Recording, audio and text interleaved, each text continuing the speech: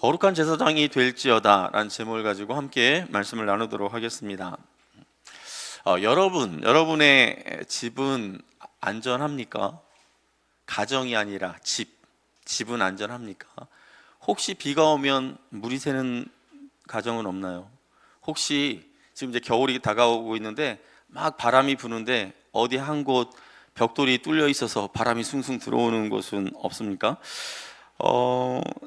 제가 얼마 전에 집을 주제로 한 다큐멘터리에서 한 부부가 아파트를 처분하고 이제 전원주택에 이제 새롭게 지어진 전원주택에 들어가 살게 되었는데 굉장히 하자가 많아서 고통스러워하는 그러한 영상을 본 적이 있어요. 그러니까 남편이 이제 암 선고를 받아서 전원 생활을 하면은 좀 건강에 도움이 되겠거니 하고 들어간 집인데 굉장히 하자가 많은 거예요.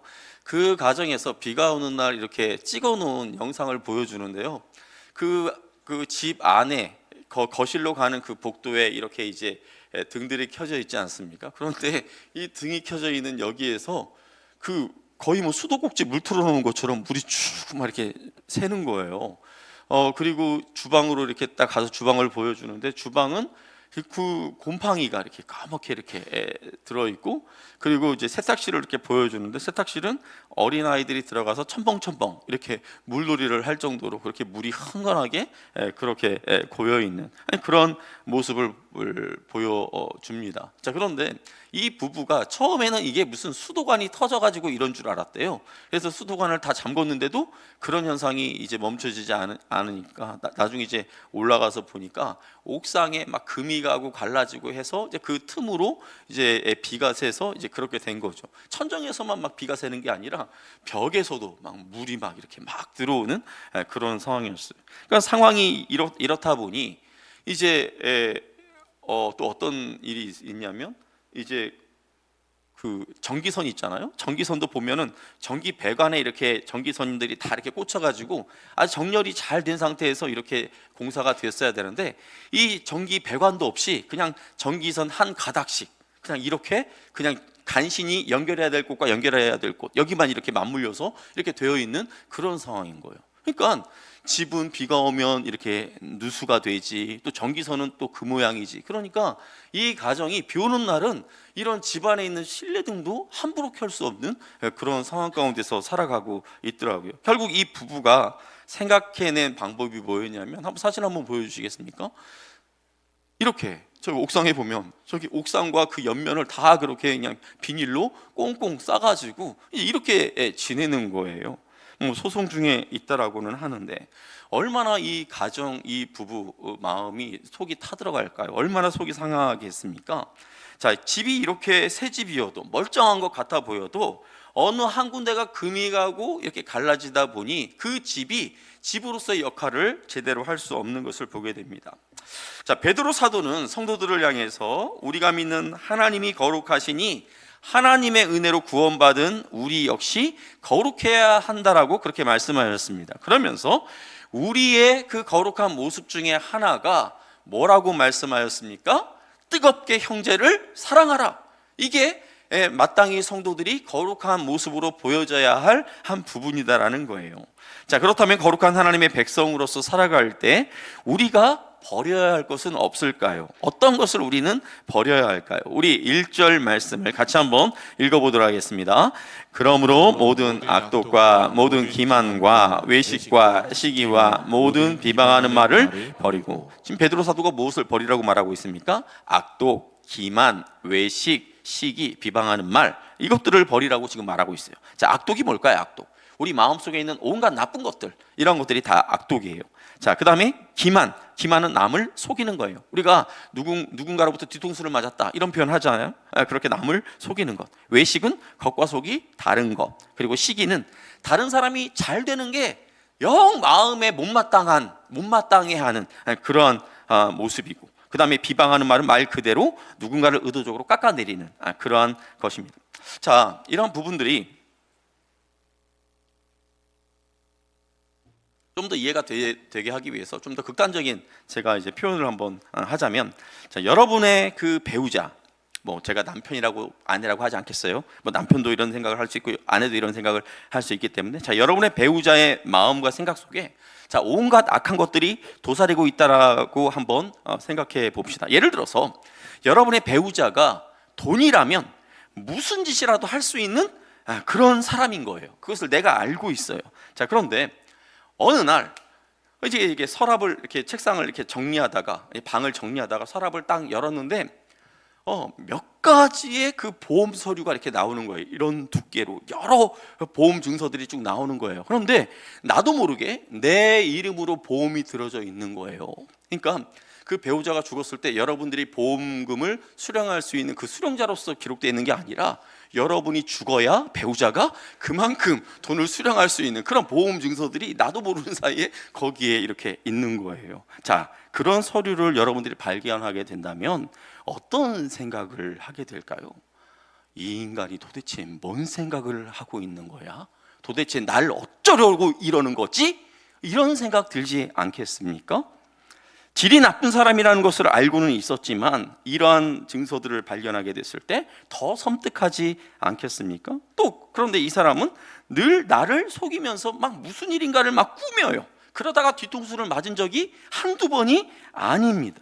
자, 그리고 또 말로는 늘 앞에 와가지고 난 당신을 사랑해. 그러면서 늘 웃으면서 상냥하게 웃으면서 난 당신이 없으면 정말 못 살아. 당신은 내 인생에 있어서 보배야. 맨날 말로는 이렇게 해요. 그런데 어느 날 집을 잠시 나갔다가 이렇게 뭔가를 놔두고 가가지고 딱 다시 들어왔는데 저기 작은 방에서 이렇게 이제 통화하는 그런 소리가 들리는 거예요. 그래서 무슨 이 통화를 하나 이렇게 해가지고 딱 이렇게 들어보니까 그 안에서 이런 소리가 들려옵니다. 내가 그냥 불쌍해서 데리고 사는 거지 뭐. 그래. 근데 보니까 뭐 물려받을 재산도 좀 있는 것 같고 그래서 내가 그냥 그거 바라보면서 그냥 내가 그냥 불쌍해서 데리고 사는 거야. 이런 소리를 여러분들이 들었다면, 자, 이런 배우자와 계속해서 부부 생활을 이어갈 수 있겠습니까? 그 사람이 여러분을 바라보면서 이렇게 환하게 웃음 짓는 그 순간조차도 굉장히 역겹게 그렇게 느껴지지 않겠습니까? 자, 보세요. 하나님께서 우리를 위해서 엄청난 대가를 지불하고 우리를 구원해 주셨는데 우리의 이후의 삶이 늘 이러한 모습이라면, 우리 안에 악독이 가득하고 누군가를 막 속이고 기만하고 또 시기하고 질투하고 미워하고 온갖 그 악한 말이 우리 입에 가득하다면 그러한 우리를 바라보시는 하나님의 마음이 얼마나 안타깝겠습니까? 속상하지 않겠습니까? 사랑하는 성도 여러분, 거룩한 하나님의 백성으로서 우리에게 어울리지 않는 것들, 내가 버려야 할 것들에는 어떤 것이 있을까요? 누군가를 시기하고 남을 헐뜯는 이러한 모습이 아니라 할지라도, 다른 사람의 뒤통수를 치는 것이 아니더라도 여러분 안에 혹 게으름은 없습니까? 아니면 늘 나 자신과 내 가족만을 생각하면서 다른 사람들의 그 안타까운 처지나 형편 이런 것들은 싹 다 무시하면서 그렇게 살아가고 있지는 않습니까? 또 하나님을 믿고 산 소망을 가지고 살아간다고 그렇게 말하면서 늘 불안과 근심 가운데 덜덜덜덜 떨면서 그렇게 살아가고 있지는 않습니까? 한번 우리의 삶을 한번 돌아보실 수 있기를 바랍니다. 내게 하나님이 원하시지 않는, 내가 버려야 할 그런 것들이 과연 뭐가 있을까를 한번 생각해 보시기를 바랍니다. 자, 성도들을 향해서 버려야 할 나쁜 것들에 대해서 이야기한 베드로가 그 다음에 이제 무슨 이야기를 하는지 우리 2절 말씀도 같이 한번 읽어보도록 하겠습니다. 시작. 갓난 아기들 같이 순전하고 신령한 젖을 사모하라. 이는 그로 말미암아 너희로 구원에 이르도록 자라게 하려 함이라. 지금 베드로가 뭐라고 말씀하고 있어요? 갓 태어난 아기들처럼 순전하고 신령한 젖을 사모하래요.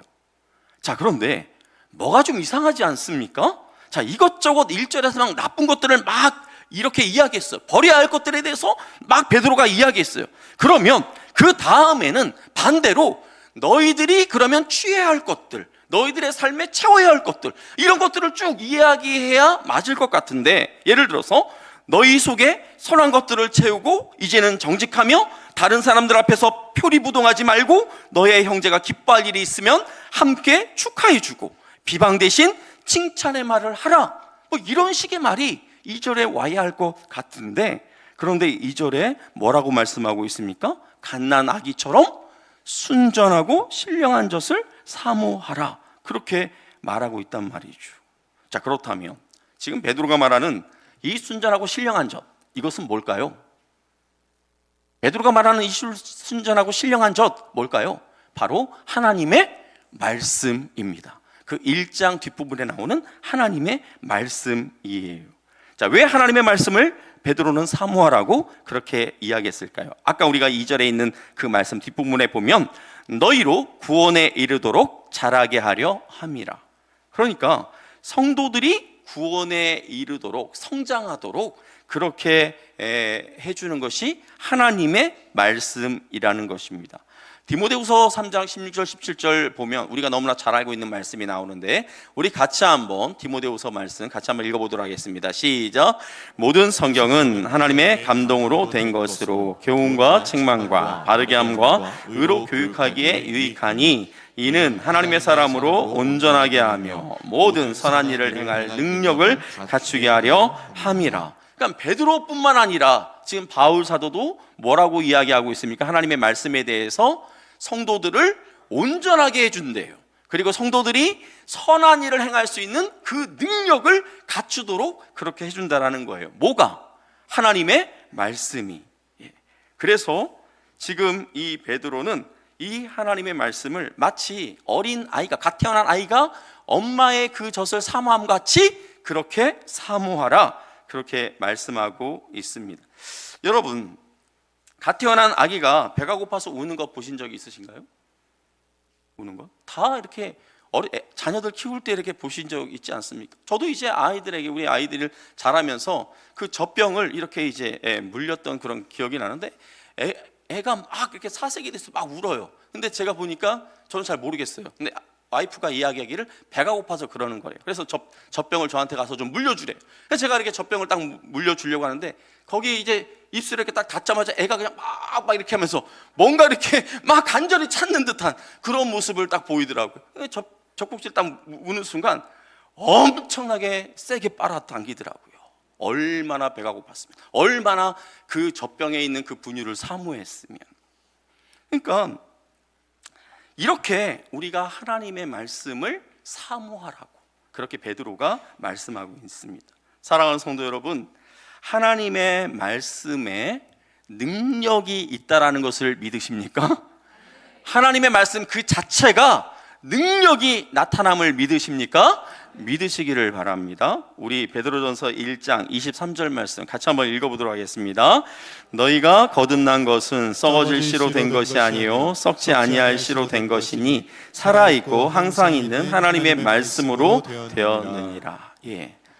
이 장 이제 우리가 오늘 읽은 바로 앞에 나와 있는 말씀이에요. 자, 우리가 거듭난 것, 우리가 구원받은 것 무엇으로 됐다고요? 썩지 아니할 씨로 되었는데, 그 썩지 아니할 씨가 뭐라고 말씀하고 있습니까? 하나님의 말씀이다라고 말하고 있어요. 자, 우리는 성부, 성자, 성령 삼위의 하나님의 은혜로 말미암아 저와 여러분이 구원받았음을 믿으시기를 바랍니다. 자, 그런데 그 과정을 우리가 자세하게 들여다보면, 우리가 예수님을 믿게 되었을 때, 우리가 예수님을 믿으려면 누군가가 나에게 하나님의 말씀을 전해줘야 돼요.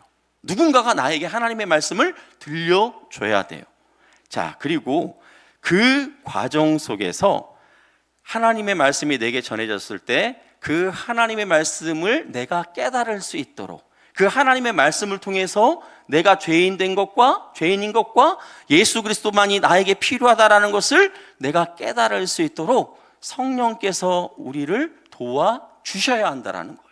그 가운데 저와 여러분의 구원이 이루어진 줄 믿으시기를 바랍니다. 그러니까 크게 보면 삼위 하나님의 은혜 가운데서 우리가 구원받게 되었지만, 좀 더 세밀하게 들여다보면 누군가가 나에게 하나님의 말씀을 전하기 위해서 애써서 복음을 전했고, 또 그 말씀이 우리 안에서 생명의 싹이 이렇게 틔울 수 있도록, 생명의 싹이 싹 틀 수 있도록 성령께서 우리를 도와주셨다는 거예요. 자, 이처럼 하나님의 말씀은 우리를 구원하였을 뿐만 아니라 그리고 우리가 완전한 그 구원에 이를 때까지 우리로 하여금 계속해서 성장할 수 있도록 그렇게 도와준다라는 거예요. 물론 우리가 성장하는 과정에서 하나님의 말씀과 함께 우리를 도와주시는 성령의 도우심이 반드시 필요합니다. 자, 베드로 사도는 4절에서 주의 인자하심을 맛보았다면, 즉 하나님의 말씀을 통해서 구원의 은혜를 경험했다면 그 말씀을 통해서 계속해서 자라가라고, 성장해 가라고 그렇게 말씀하고 있습니다. 자, 오늘 여러분들 들어오실 때 주보를 받으셨을 거예요. 거기 주보에 보면 한 성도님이 어떻게 자신이 예수를 믿게 되었는지 그 간증이 실려 있어요. 자, 이분이 처음 교회에 나왔을 때 하나님의 말씀이 쉽지 않았겠죠. 어색했겠죠. 잘 못 들었겠죠. 그런데 이분이 뭐라고 고백하시냐면, 제가 그 주보에 있는 한 부분을 읽어드리면, 자, 그럼에도 불구하고 성경을 읽고 필사하는 과정에서, 성경을 이렇게 썼던 것 같아요. 자, 필사하는 과정에서 제 의지를 하나님께 맡기며 드린 기도와 확고한 믿음 덕분에 절망적이던 제 마음이 놀랍게도 평안해졌습니다. 하나님의 말씀을 들었어요. 또 하나님의 말씀을 그분이 이렇게 쓰기 시작했어요. 그 가운데, 그러니까 하나님의 말씀이 이분에게 전달되어 온 거죠.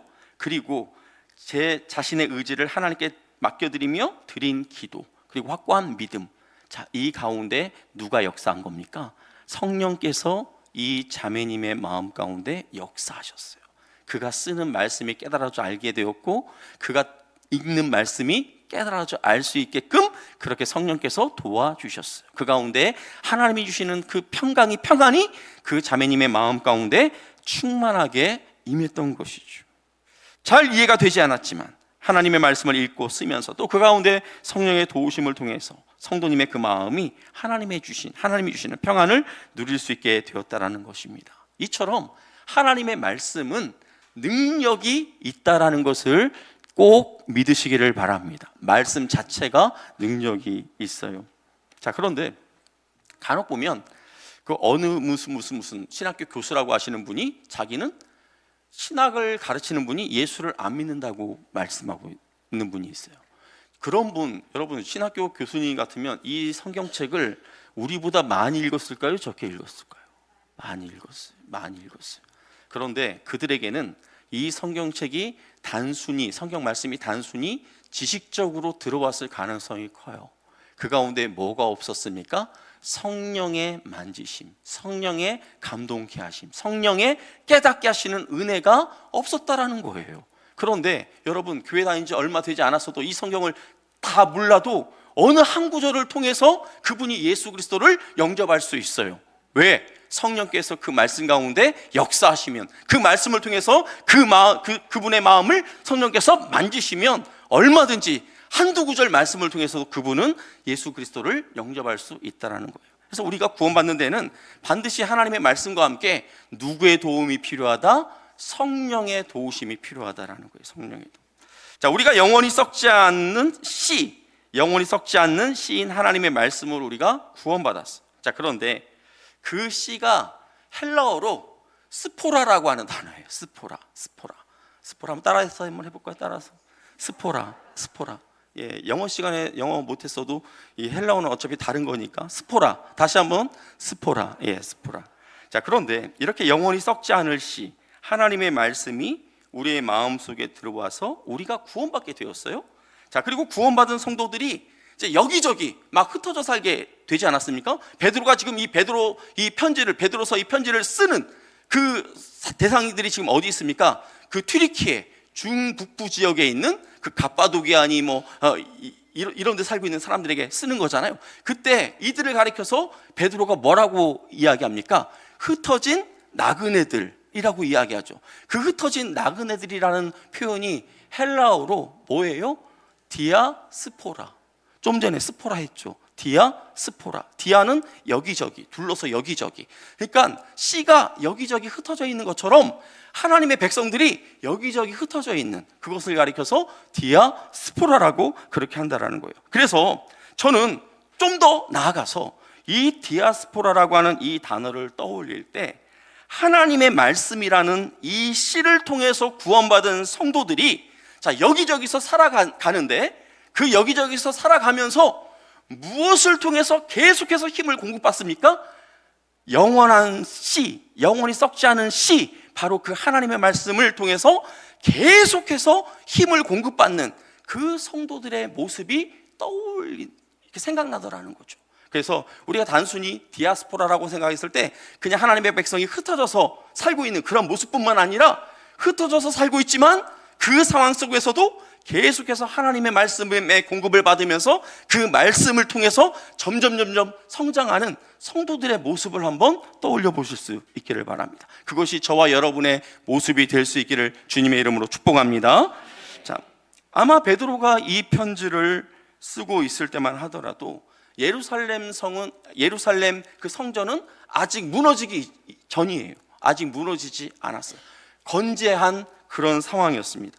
자, 그러나 이 성전은 더 이상 성전으로서의 역할을 하지 못하는 그런 건물이 되어버렸죠. 그저 아무런 생명력 없는 그런 돌들로 이렇게 쌓아 올린 그런 건물에 불과했습니다. 자, 그렇지만 자, 세계 곳곳에 흩어져 살고 있는 유대인들, 또 그 유대인들 가운데 예수를 믿게 된 그 성도들은 아마도 이 예루살렘에 있는 이 예루살렘 성전을 생각하면서 동경했을 거예요. 아, 그 성전에서 예배드리고 싶다. 그 성전에 가고 싶다. 자, 그런데 이 상황에서 지금 이 베드로는 그 아무런 생명력 없는 그 돌로 지어진 그 건물에 불과한 그 성전과 그리고 생명력 있는 또 다른 그 성전을 지금 비교해서 우리에게 말씀해 주고 있습니다. 자, 베드로가 무엇에 대해서 말씀하고 있는지 한번 볼까요?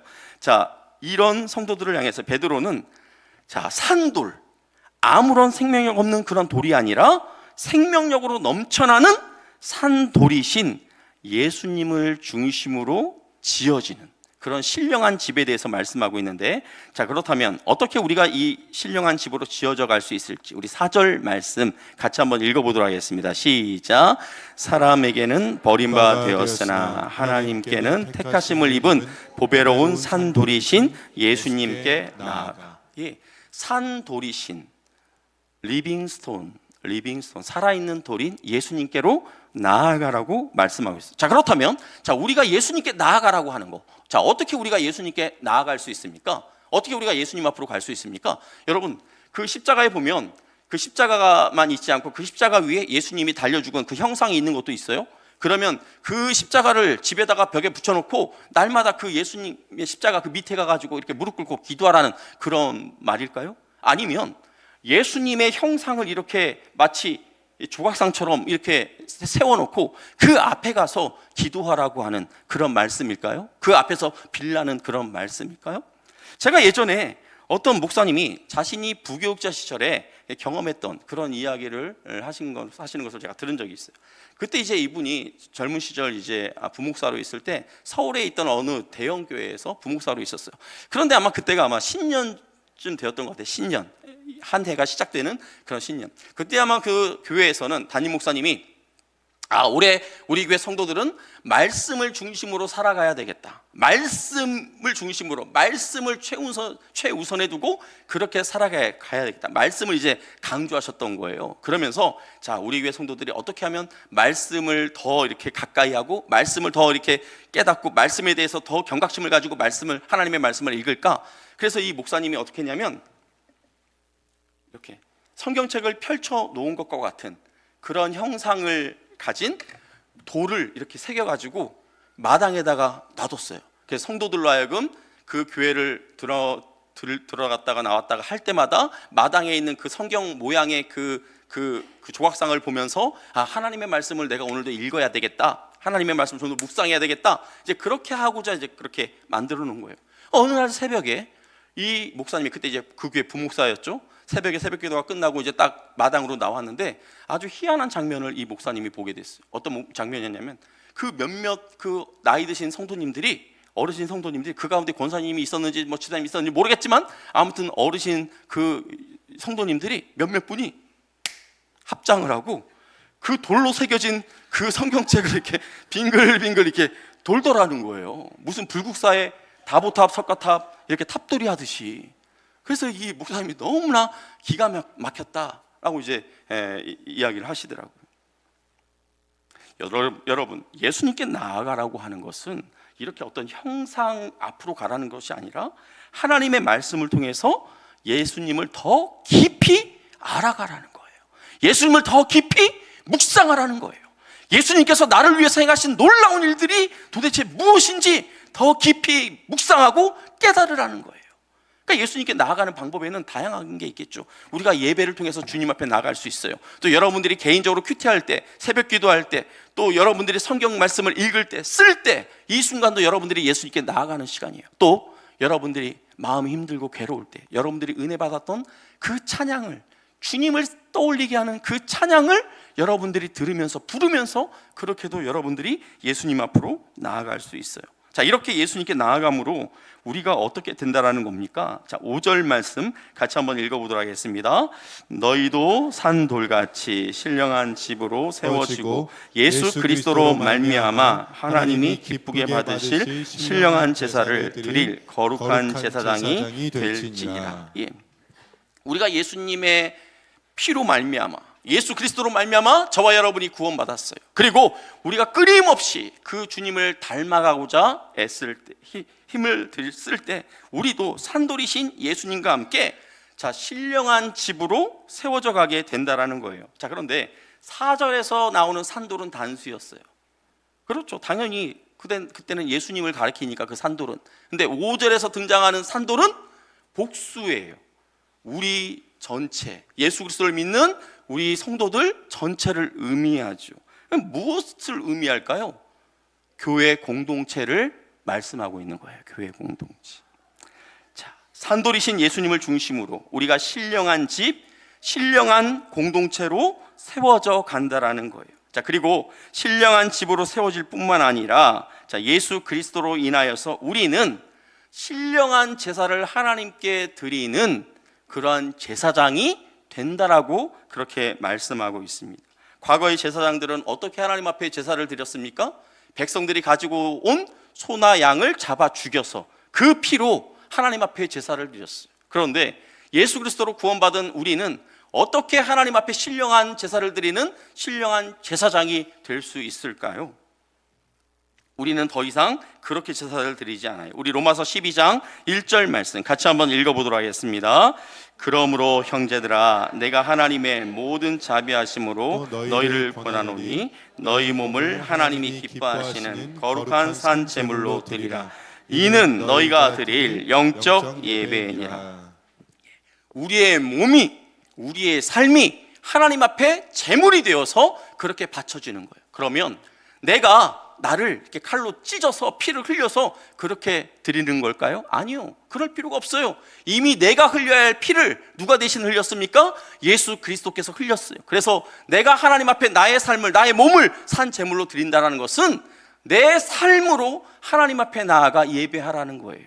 우리가 하나님 앞에 예배 자리에 나와서 찬양을 하고 기도합니다. 하나님의 말씀을 나눕니다. 성도 간에 또 서로를 챙기며 교제합니다. 이게 다 하나님 앞에 드려지는 거룩한 산 제사가 됨을 기억하시기를 바랍니다.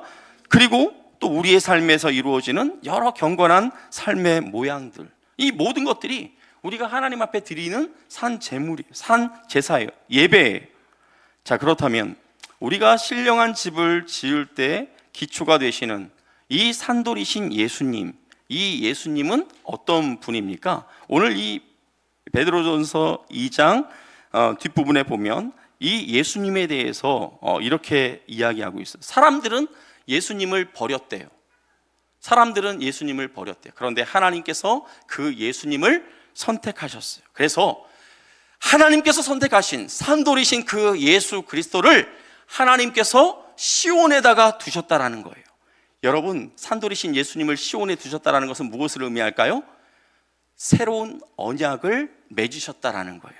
어떤 언약일까요? 이 언약이 예수를 믿으면 너희가 수치와 부끄러움을 당하지 않게 되겠지만 예수를 믿지 않으면 너희는 수치와 부끄러움을 당하게 될 것이다. 어떤 사람에게는 이 예수님이 건물의 기초를 다지는, 건물의 기준이 되는 머릿돌, 주춧돌, 코너스톤이 되지만 예수를 믿지 않는 어떤 사람들에게는 예수가 마치 건축가들이 딱딱딱딱딱 망치질 정으로 치다가 필요 없다라고 버려버린 그런 돌이 된다라는 거예요. 근데 이 돌이 이제 밖에 버려졌을 때 믿지 않는 자들이 어떻게 합니까? 못 보고 가다가 그 돌에 걸려 넘어지게 된다라는 거예요. 그러니까 똑같은 예수인데 누군가에게는 그 예수가 수치와 부끄러움을 면하게 하는 그 대상이 되지만 누군가에게는 그 예수가 걸려 넘어지게 만드는 그러한 거친 돌이 될 수 있다라는 거예요. 거친 돌이 된다라는 거예요. 얼마 전 미국 대통령 선거가 끝났어요.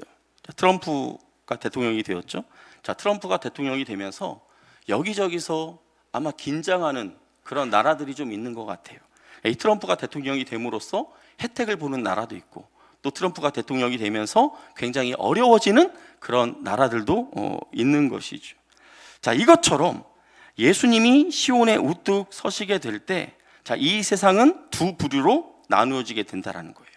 예수를 믿음으로 말미암아 혜택을 누리게 되는, 부끄러움과 수치를 면하게 되는 그런 부류가 있고, 예수님을 믿지 않음으로 말미암아 어려움을 당하는, 걸려 넘어지고 수치와 부끄러움을 당하게 되는 그러한 부류가 있다라는 거예요. 중간은 없습니다. 중간은 없어요. 예를 들어서 예수 말고 다른 신, 무슨 석가모니라든지 알라라든지 또 이만희라든지 장길자라든지 내가 이런 사람들 믿으면 되지 않냐? 그런데 중간은 없다라는 거예요. 오직 예수만이 기준이 돼서 예수를 믿느냐, 예수를 믿지 않느냐, 이 예수님이 기준이 돼서 모든 이 사람들이 구별이 된다라는 것입니다. 자, 그리고 우리가 예수를 믿음으로 말미암아 우리가 어떤 존재가 되었는지 베드로는 9절에서 말씀하고 있는데 우리 9절 말씀 같이 한번 읽어보도록 하겠습니다. 그러나 너희는 택하신 족속이요 왕같은 제사장들이요 거룩한 나라요 그의 소유가 된 백성이니 이는 너희를 어두운 데서 불러내어 그의 기이한 빛에 들어가게 하시니에 아름다운 덕을 선포하게 하려 하심이라. 예, 이전에 우리는 하나님께 버림받은 것 같은 그런 존재들이었지만, 자, 산돌이신 예수 그리스도로 말미암아 선택받은 백성이자 하나님의 소유가 되었어요.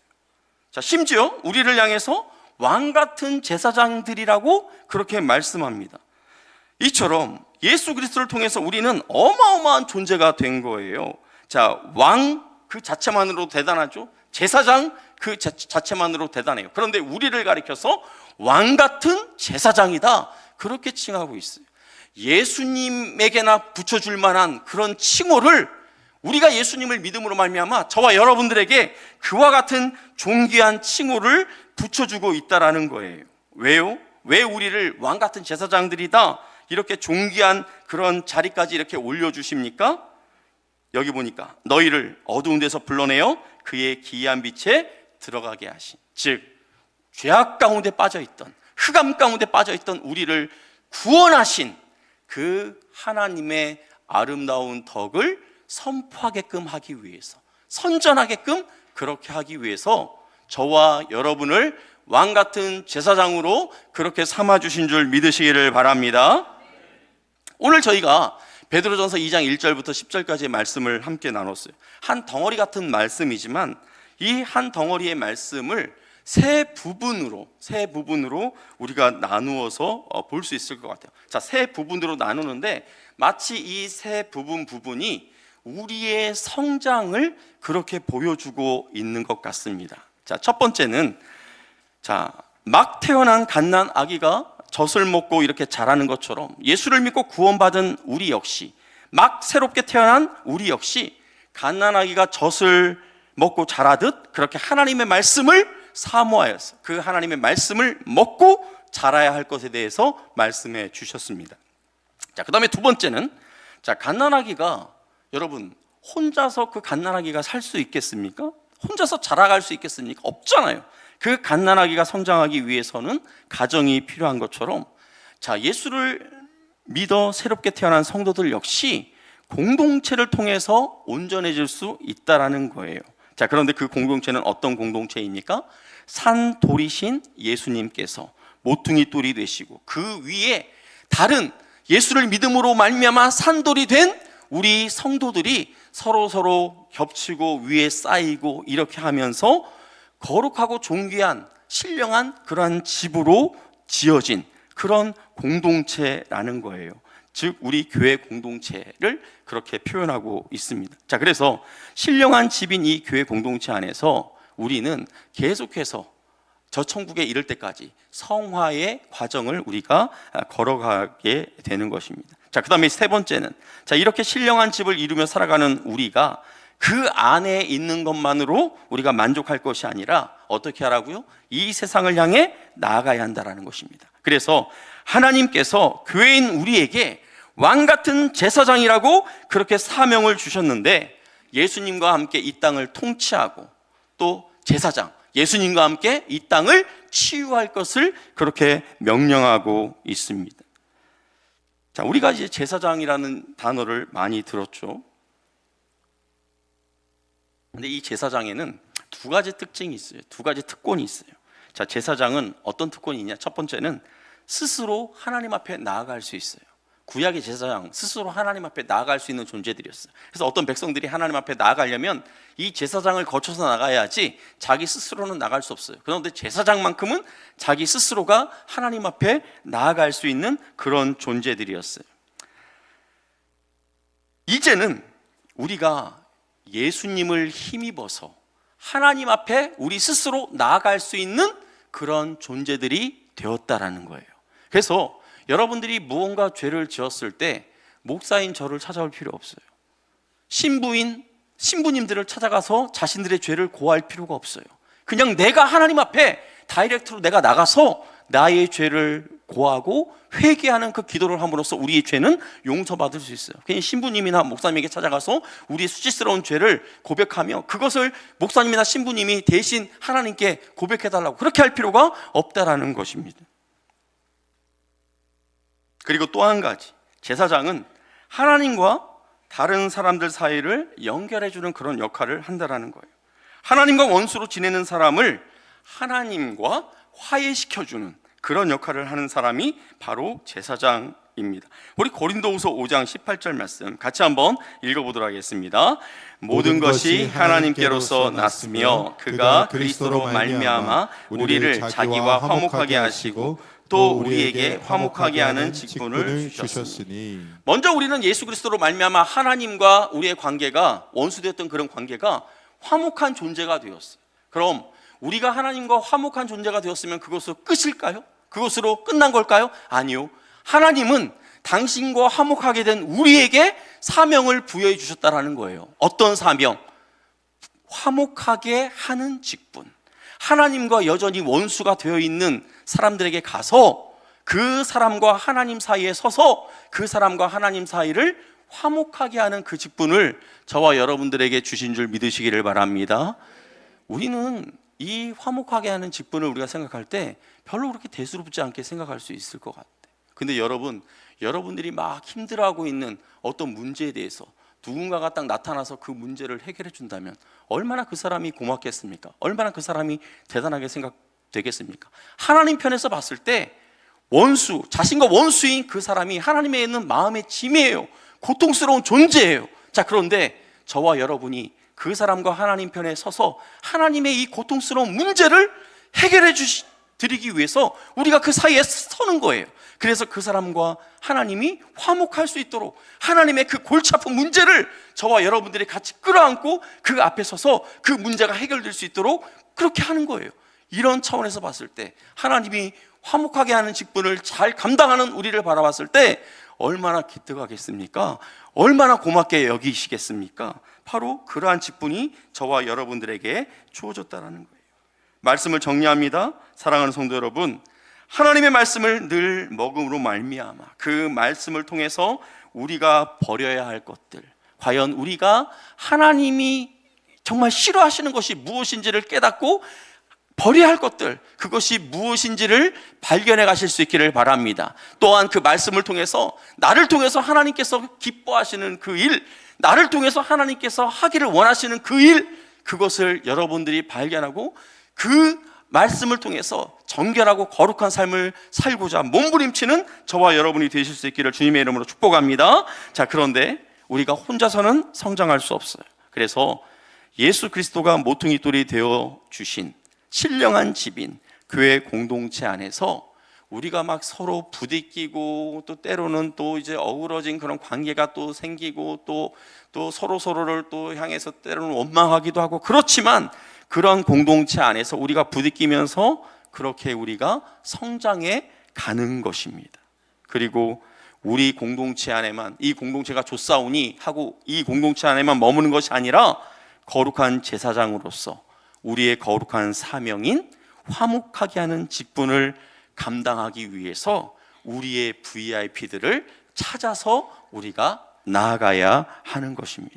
다음 주에 있을 VIP 초청 예배에 하나님과 화해시켜야 할 우리의 VIP들 누가 있는지 여러분 아시잖아요. 그들을 우리가 모시고 와서 그분들이 하나님과 화목해지는 그러한 은혜를 누릴 수 있도록 이 한 주간 저와 여러분이 기도하며 힘쓰는 우리 모두가 되시기를 예수님의 이름으로 축복합니다. 아멘.